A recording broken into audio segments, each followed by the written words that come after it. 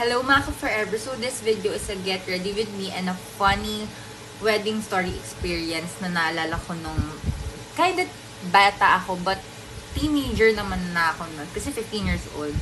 Tapos, ang nangyari kasi doon is, wait lang, biniblend muna natin to mga ka-forever para medyo seamless. Ayan, naglagay na akong concealer tsaka BB cream.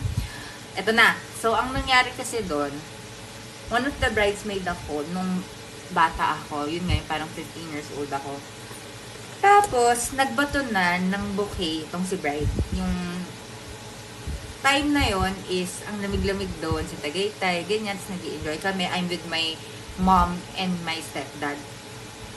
At yung hindi ko ini-expect na sa akin naglan yung bouquet.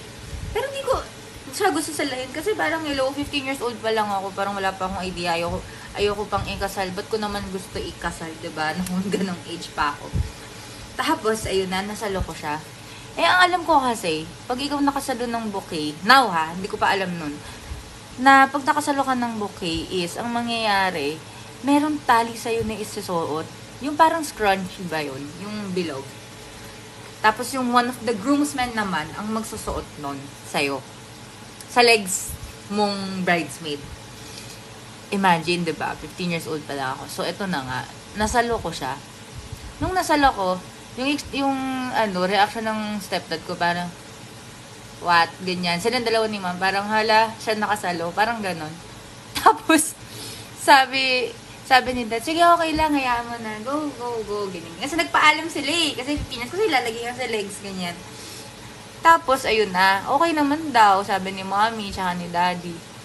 Nung andun na ako dun sa upuan, na isusuot na ng lalaki, eto si daddy, yung stepdad ko, biglang tumayo.